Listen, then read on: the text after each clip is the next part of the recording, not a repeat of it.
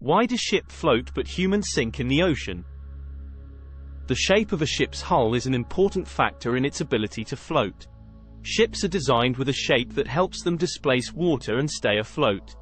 The hull is usually curved, which helps to distribute the weight of the ship more evenly, and there are often air pockets or empty spaces inside the hull that add to the ship's buoyancy. The density of an object is another important factor. Objects that are less dense than water, like ships, will float, while objects that are more dense than water, like humans, will sink. However, there are some materials that are denser than water but can still float, like wood or plastic. This is because these materials are able to displace enough water to create buoyancy. Another factor that affects a person's ability to float is their body composition. People with a higher percentage of body fat tend to be more buoyant than people with less body fat. This is because fat is less dense than water, so it helps to increase a person's buoyancy.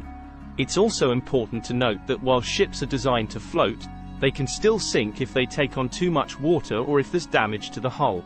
Similarly, even though humans tend to sink, it's possible to float or tread water if you know how to swim or if you're wearing a buoyancy aid. Ships are really big and heavy, but they can still float on water because they are designed to push away a lot of water. This makes the water push back on the ship and keeps it afloat.